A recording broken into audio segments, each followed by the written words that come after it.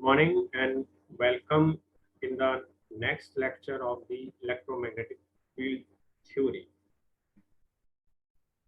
In this subject, we are studying about the electromagnetic field theory. In previous lecture, we have discussed about the uh, electric fields, electric field lines, Coulomb's law, Gauss law, electric flux, electric flux density, and we have also discussed the vector calculus, dot product, cross product, and coordinate systems. We have discussed the three types of the coordinate system in the electromagnetic field theory to understand the electromagnetic field concept. Uh, First is the rectangular coordinate system, that is known as Cartesian coordinate system. Second is cylindrical coordinate system, which is known as circular system, and last is the spherical system, which is applicable for sphere. So up to this we have cleared the relationship of the electric field intensity and the charge, how the charge is develop the electric field or electric potential. Now today we are going to discuss about the electric dipole, electric potential, energy, work due to the electric field. And in the last, we have here to discuss the conductor, semiconductor, and insulators. The main content of this video lecture is the electric dipole, electric potential, work, energy, conductor, and semiconductor. These are the main content of this video lecture. Today we are going to discuss these topics. Now, prerequisites to learn this lecture, to understand this lecture, the student is required to learn the vector calculus, Coulomb's law, vector form of the Coulomb's law, electric field intensity. They are also able to understand the electric flux and Gauss law, electric flux density. These are the main prerequisites for understanding of the electric fields or dipole and conductor, semiconductor, and insulators. Course is focused on the foundation of electromagnetic field theory. In this lecture, student will learn the electric dipole and conductor, semiconductor, and insulator theory. The basic learning objective of this video lecture is that student will able to understand the concept of electric dipole, electric potential, energy, and work in the field of electrostatics, the conductor, semiconductor, and insulator. Student will understand the concept of the conductors, semiconductors, and insulators. They will differentiate the three types of the materials.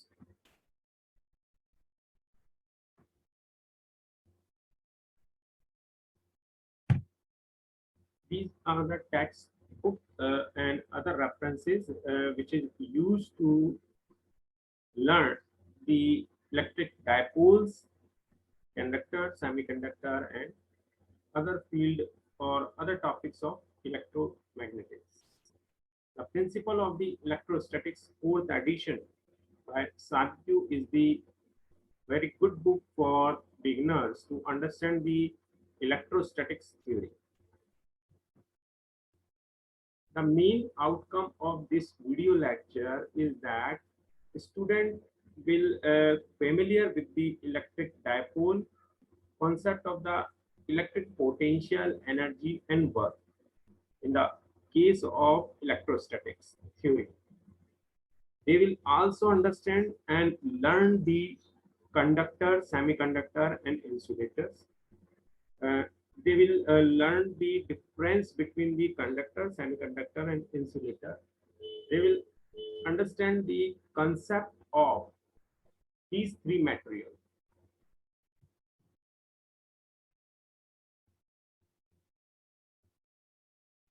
An electric dipole consists of 2 point charges of equal magnitude but of opposite sign and separated by a small distance. The electric dipole consists of 2 point charges. So the magnitude of these charges will be the same, but the sign is opposite. And these are the separated by a small distance. So the electric dipole is formed. As shown in the figure, the dipole is formed by the 2 point charges Q and minus Q. The magnitude of charges is same, but the sign of charges is opposite. Separated by the distance d, the charges being placed symmetrically about the origin. Let us consider a point P at a distance r where to find the field. See from the figure, as we have discussed, that a rod or a dipole has positive charge and negative charge at the end, and it is at the distance d, and it has a point P at the distance r, and r1 is the distance from the q, and r2 is the distance from the minus q,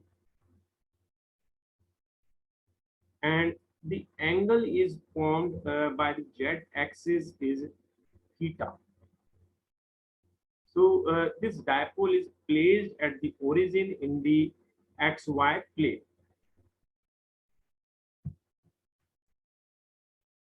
Now we will calculate the potential at P point due to the dipole can be written as V is the electric potential 1 upon 4 pi epsilon naught Q upon R1 minus Q upon R2, which we have already discussed in the previous lecture about the electric potential or electric field voltage.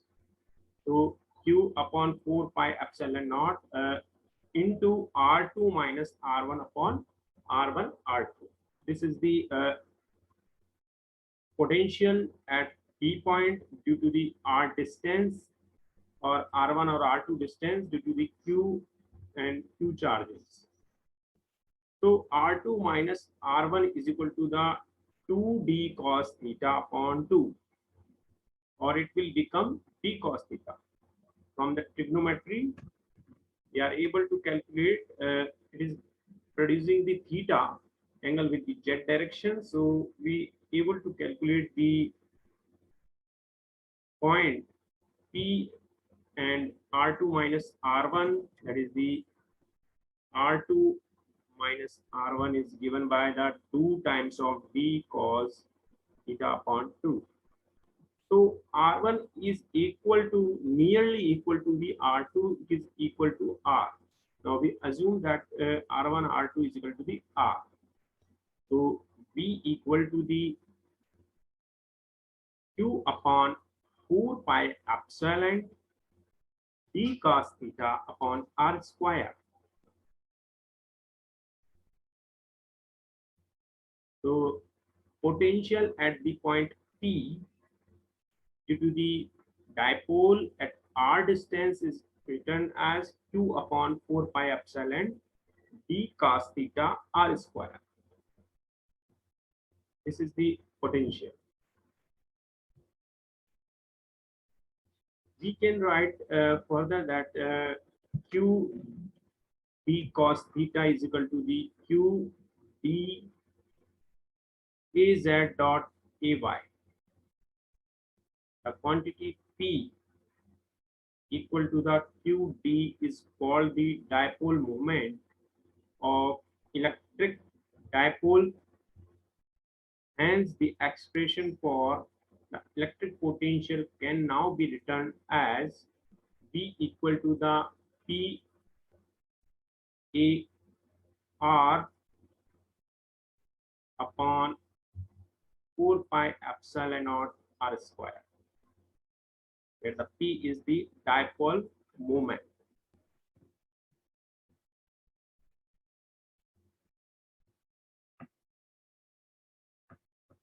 It may be noted that while the potential of an isolated charge varies with the distance as 1 upon r, that of an electric dipole varies as 1 upon r square with the distance.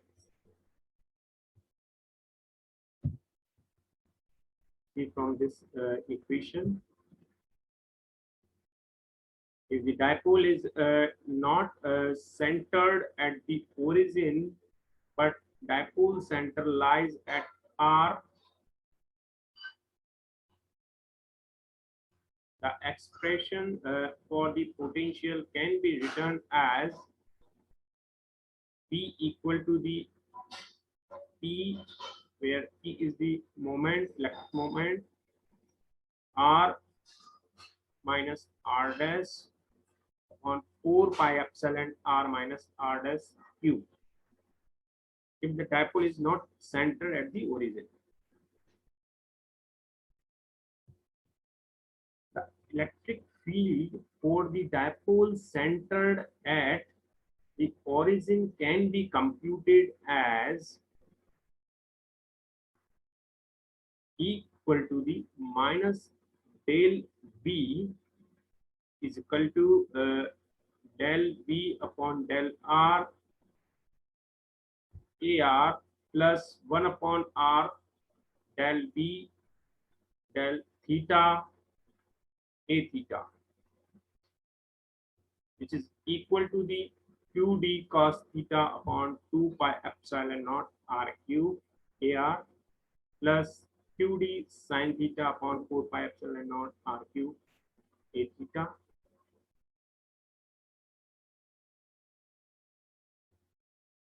Now the equation will become QD upon 4 pi epsilon naught RQ 2 cos theta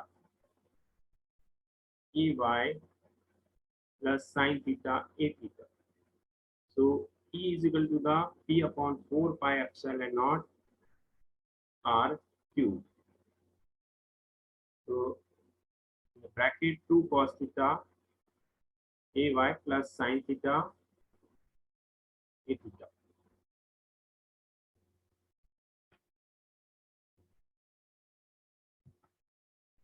Here P is equal to the electric moment and it is given by the Q into D is the magnitude of the dipole moment. Once again, we note that electric field of electric dipole varies as 1 upon r cube, whereas that of a point charge varies as 1 upon r square. Now we have the work done by the electrostatic field or electric field. It is often useful to characterize any stream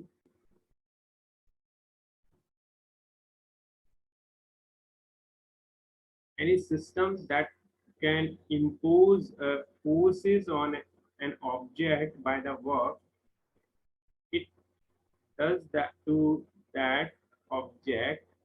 Suppose a charge q1 is located near another charge q. The force acting on q causes the work to be done by displacing q at a distance dl. So dw is equal to the minus f dot dl,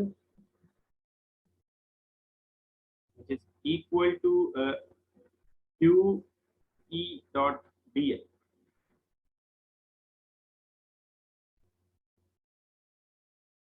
So work done is equal to the F dot dl and is equal to the, you know that F is the related with the electric field intensity and charge. So F is equal to the Q dot E dot dl. So this is the work done in terms of the electric field and charge. The negative sign indicates that the work done by an external agent Q1, thus the total work done or the potential energy required to move Q a distance dl from A to B is W is equal to the minus Q A to B E dot dl.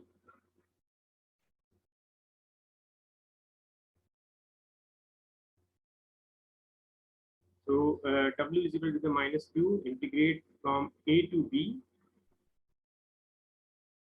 E dot dl. This is equal to B E minus V A into Q. So work done and energy in the electrostatic field. To determine the energy present in an assembly of charges, we must first determine the amount of work necessary to assemble them. Suppose we position three charges Q1, Q2, and Q3 in an initial empty space. Initially, there is no work done to transfer the charge Q1 from infinity to our workspace because the space is the initially charged, free with no electric field in the region. However, there is a field present from the Q1 when we move Q2 into the position. The work done by transferring the Q2 into the our work space is the product of the Q2 times the potential difference between the Q1 and Q2. The same is true as we position charge Q3 with respect to charge Q1 and Q2. Here the work done by charges Q1, Q2, Q3. The work done is the W1 plus W2, W3. W is equal to the 0 plus Q1 V21 plus Q3 V31 plus V32. If the charge was positioned in the reverse order, then work done is total work done by charge Q1 and Q3 is equal to the W1, W2, W3 is equal to 0 plus Q2 V23 plus Q3 V12 plus V13.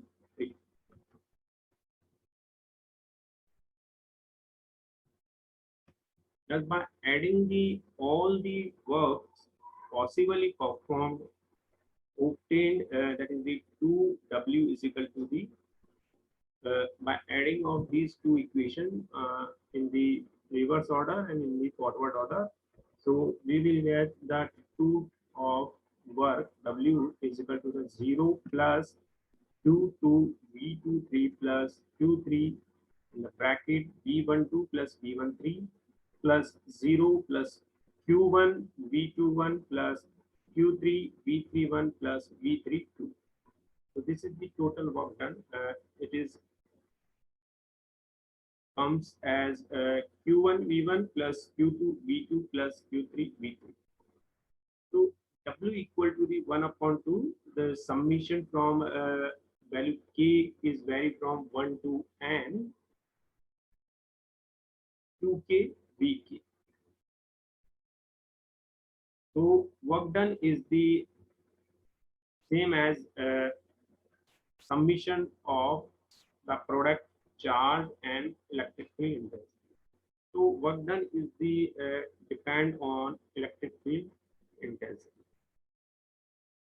Therefore, one can write that the energy W present in an electrostatic field due to bandwidth for the PAL system is the 7 megahertz.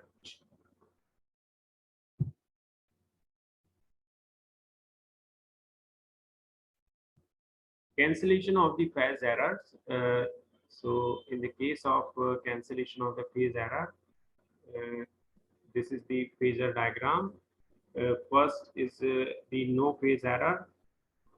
And second, and show the subcarrier phasor on two consecutive lines whilst third is the depicts location of the resultant phasors at demodulators. Note that the phasor U plus JV Susan for this illustration represents a near magenta shades.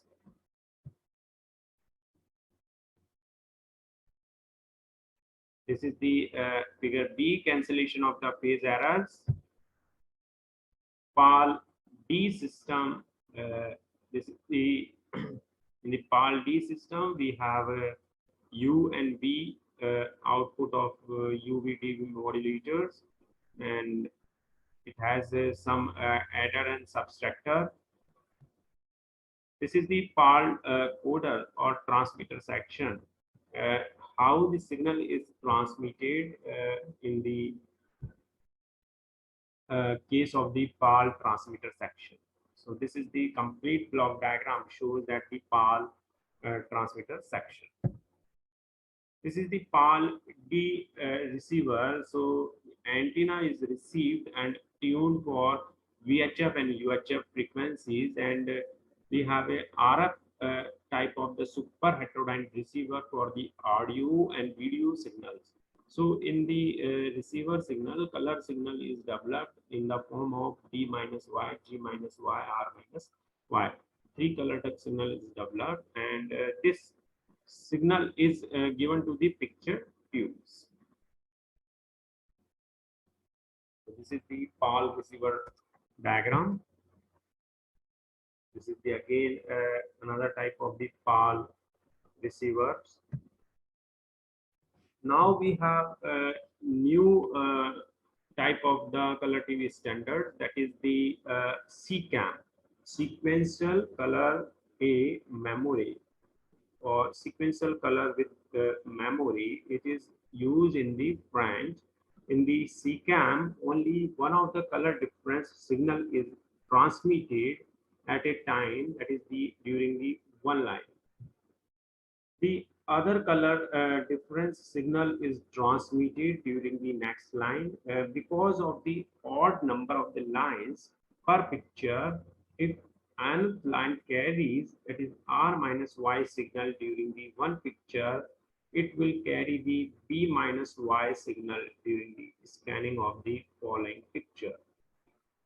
A delay line of the 64 microsecond is used as a memory to produce the both the color signals available simultaneously.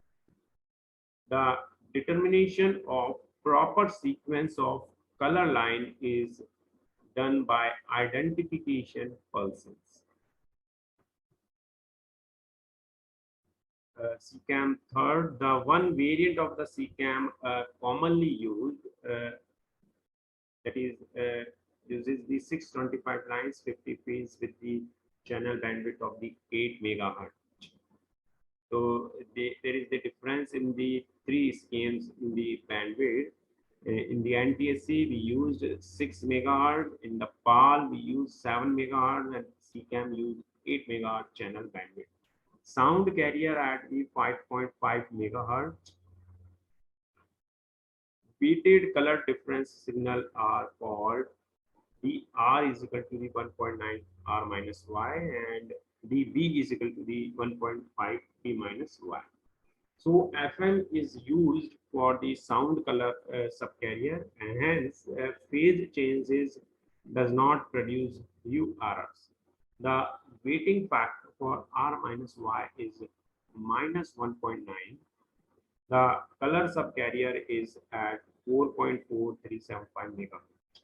However, for suppressing the dot pattern in the picture, two separate subcarriers are used: 4.40625 for R minus Y and 4.250 megahertz for B minus Y, 272H and 282H.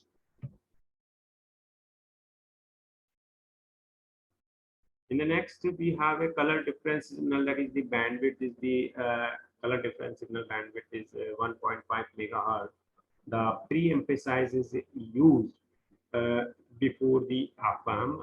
A second level of the pre-emphasis is done, known as the high frequency pre-emphasize.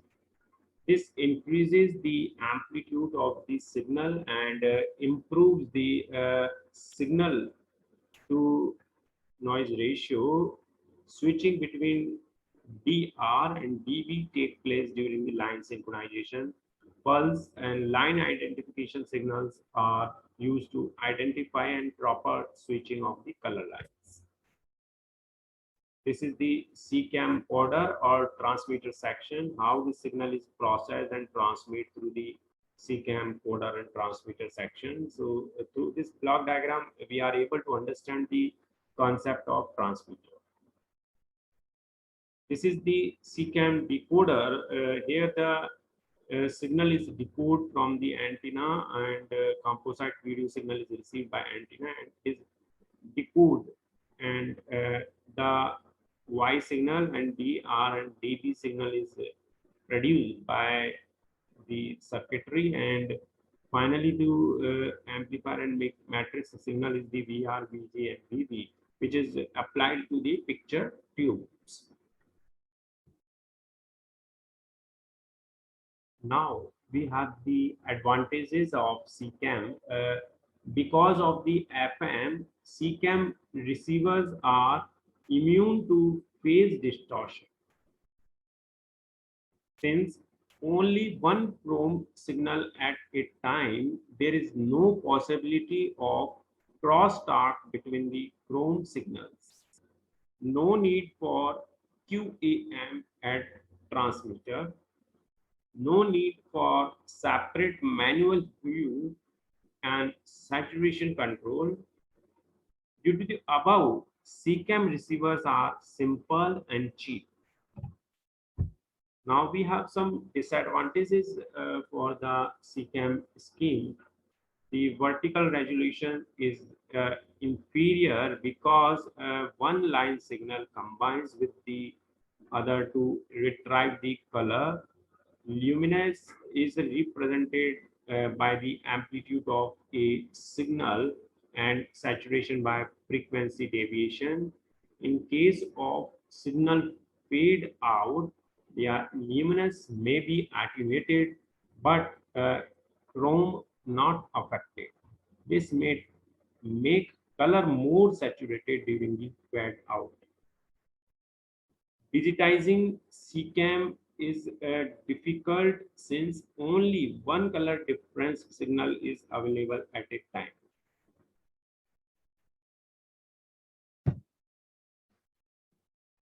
Now we have some multiple choice question on the basis of the color TV picture tubes and the color TV standards.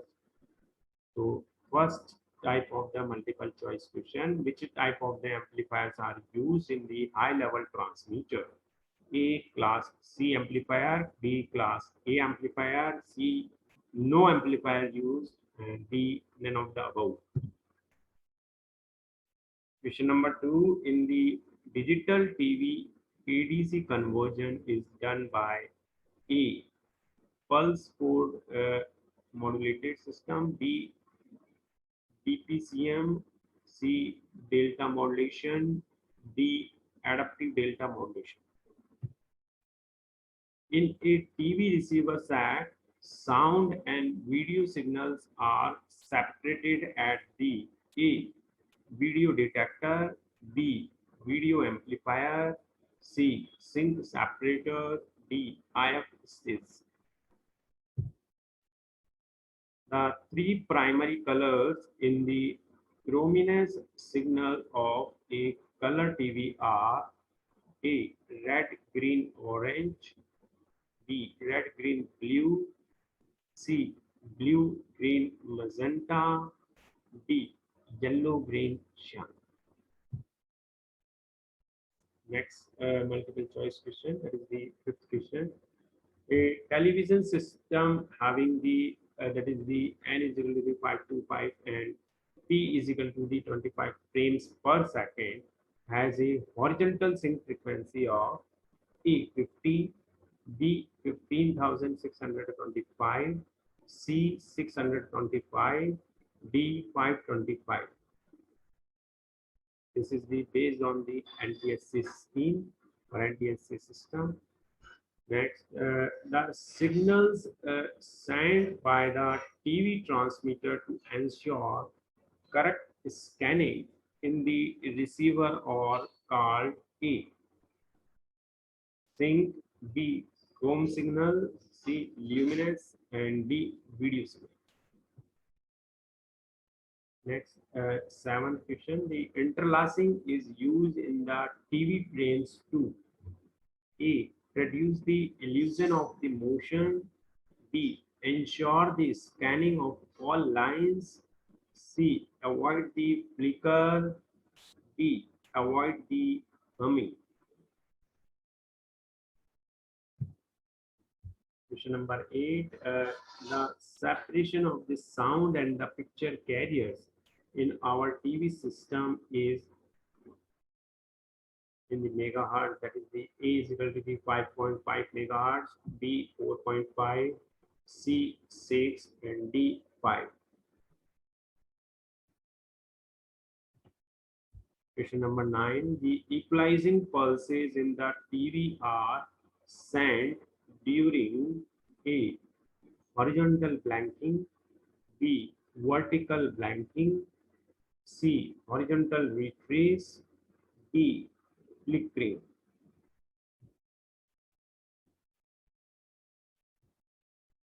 If a normal line sync pulse width is 4.7, its width of equalizing pulse is its A 4.6, B 2.3, C 9.2, D 1.5.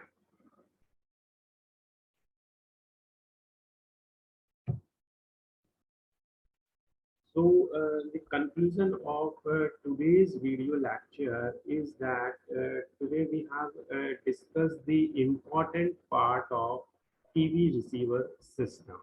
So the picture tubes is the very much important part of TV receiver system. This picture tube is convert the electrical voltage signal into the image. So in this video lecture, we have discussed three type of the picture tube. That is the delta gun, phase in line, and one more trinitron picture tubes. After that, we have discussed the different color TV standards. In this different color TV standard, we have discussed the NTSC scheme or PAL phase alternating line and SECAM sequential color memory. So all three standards are used by different countries. So today we have discussed these color TV system standards and some multiple choice question.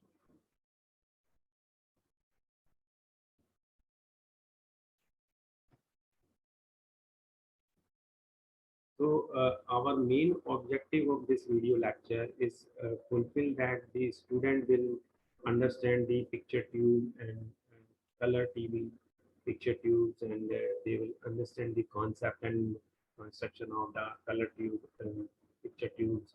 We will also understand and differentiate the three scheme of the color TV standards which is used in worldwide. Thank you.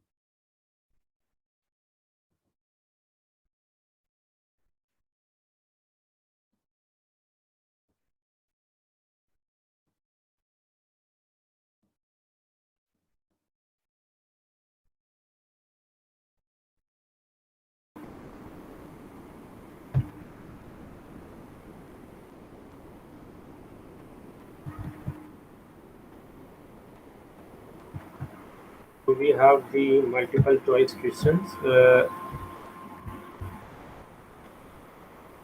Pressure inside the piston cylinder is a variable of radius, plane angle, jet plane distance, constant, not a variable. So answer is the C. The pressure varies up and down in a cylinder due to the suction. Thus, it is depend on the jet plane distance of the cylinder.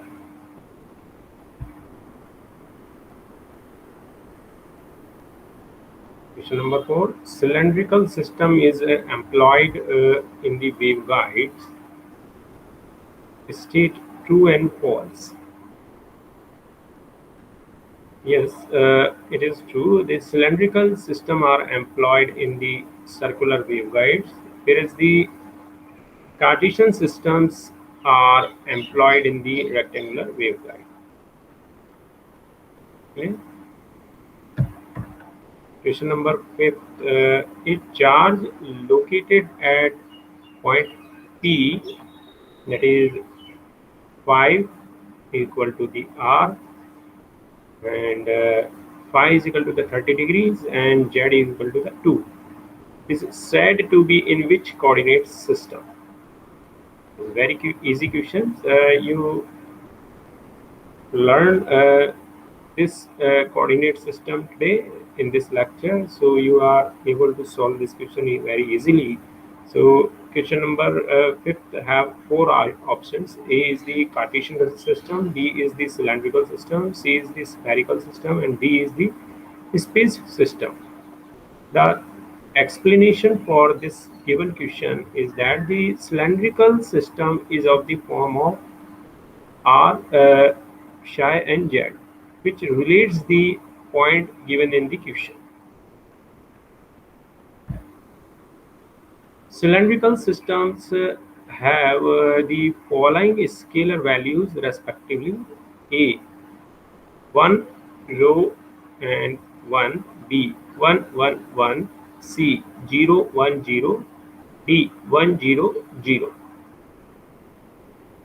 Explanation: the range of the radius is the 1 to the unity, that the plane angle is 1 to the 360 degrees,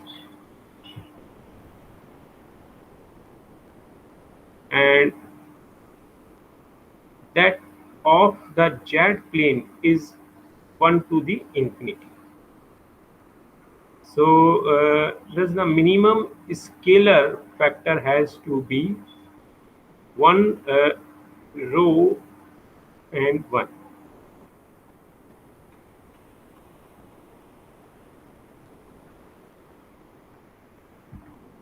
The cylindrical coordinate system is also referred to as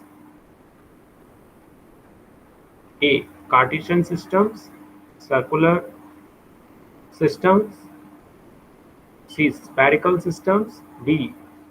Space system. So answer is the B. The cylindrical coordinate system is related with the R, Y, and Z.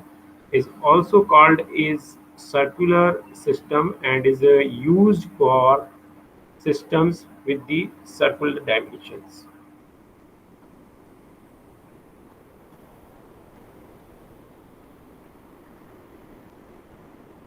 Question number 8, the differential volume in the cylindrical coordinate system is option number A is shows that the dV is equal to the R, dr, d phi, and dz. B shows that the dV equal to the dr, d phi, and dz.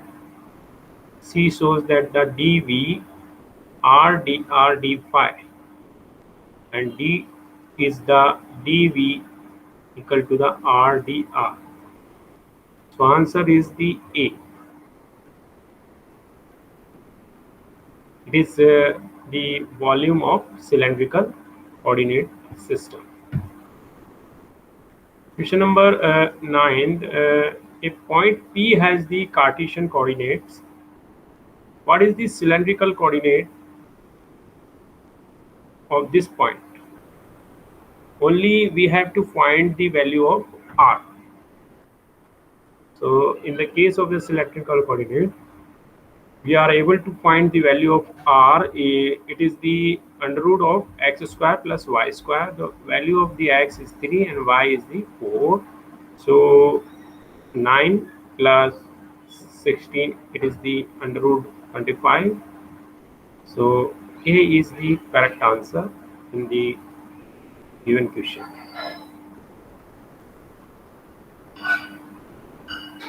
Which of the following is the valid set of the spherical coordinates of a point?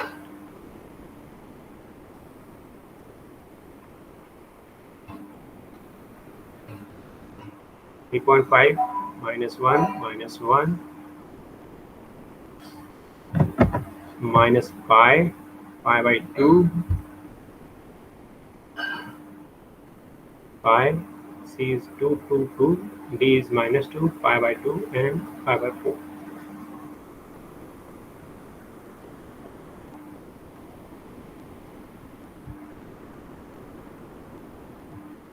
So today's lecture conclusion is that today we have studied the basic concept of the second coordinate system, that is the cylindrical coordinate system, or it is also known as circular coordinate system. We have also find the significance of point R, Y, and Z in the cylindrical coordinate system.